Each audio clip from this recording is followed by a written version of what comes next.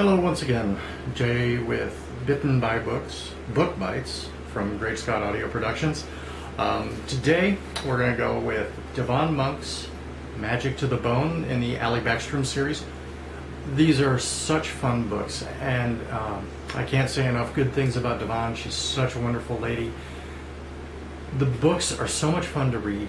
They have, it's urban fantasy, so it's timely, it's now. In this case, magic does have a price. Rather than some of the books that we read, magic, if you will, doesn't really have a cost. Butcher does it with his books. There is a cost. Allie Beckstrom series, there is a cost for having magical ability. And in chapter 1, we get a little introduction, get a kind of a feel for how things are set here in Portland. Just bucket loads of fun, so let's just nip on, shall we? It was the morning of my 25th birthday, and all I wanted was a decent cup of coffee, a hot breakfast, and a couple of hours away from the stink of used magic that seeped through the walls of my apartment building every time it rained. My current fortune of $10 wasn't going to get me for that hot breakfast, but it was going to buy a good dark Kenya roast and maybe a muffin down at Get Mugged. What more could a girl ask for? I took a quick shower, pulled on jeans and a black tank top and boots. I brushed my dark hair back and tucked it behind my ears, hoping for the short, wet, sexy look. I don't bother with makeup. Being 6 foot tall and the daughter of one of the most notorious businessmen in town got me enough attention. So did my pale green eyes, athletic build, and the family knack for coercion. I pulled on my jacket, careful not to jostle my left shoulder too much. The scars across my deltoid still hurt, even though it had been 3 months since the creep with the knife jumped me. I had known the scars might be permanent, but I didn't know that they would hurt so much every time it rained. Blood magic, when improperly wielded by an uneducated street hustler, was a pain that just kept on giving. Lucky me. One of these days, when my student loans were paid off and I dug my credit rating out of the toilet, I'd be able to turn down cheap hounding jobs that involved back alley drug deals and black market revenge spells. Hell, maybe I'd even have enough money to afford a cell phone again. I patted my pocket to make sure the small leather-bound book and pen were there. I didn't go anywhere without those two things. I couldn't. Not if I wanted to remember who I was when things got bad. And things seem to be going bad a lot lately. I made it as far as the door. The phone rang. I paused, trying to decide if I should answer it.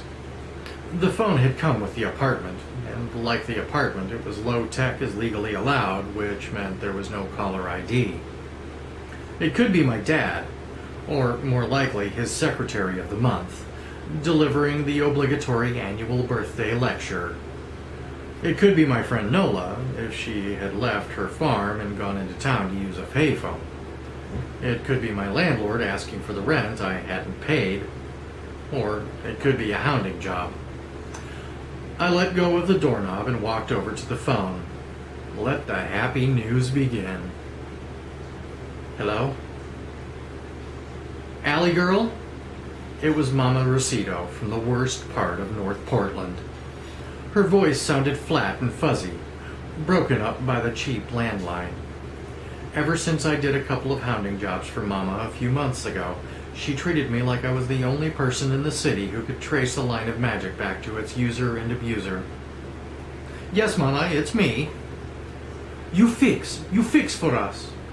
Can it wait? I was heading to breakfast. You come now, right now. Mama's voice had a pitch in it that had nothing to do with the bad connection. She sounded panicked, angry. Boy is hurt. Come now. The phone clacked down, but must have not hit the cradle. I heard the clash of dishes and pushed into the sink, the sputter of a burner snapping to life, then Mama's voice, farther off, shouting to one of her many sons, half of whom were runaways she'd taken in, all of whom answered to the name Boy. I heard something else, too. A high, light whistle like a string buzzing in the wind, softer than a wheezy newborn. I'd heard that sound before. I tried to place it, but found holes where my memory should be. Great. Using magic meant it used you back.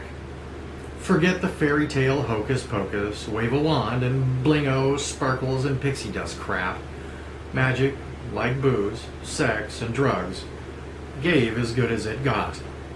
But unlike booze and the rest, magic could do incredible good. In the right hands, used the right way, it could save lives, ease pain, and streamline the complexities of the modern world.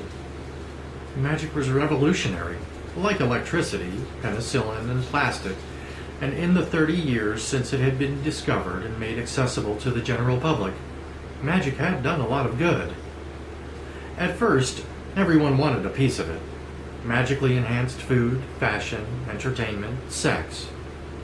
And then the reality of such use set in.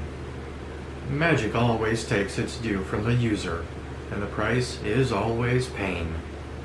It didn't take people long to figure out how to transfer that pain to someone else, though. Laws were put in place to regulate who could access the magic, and how and why. But there weren't enough police to keep up with stolen cars and murders in the city, much less the misuse of a force no one can see. Things went downhill fast, and as far as I can tell, they stayed there. Thanks again for watching. Have an excellent week, and we'll see you next time.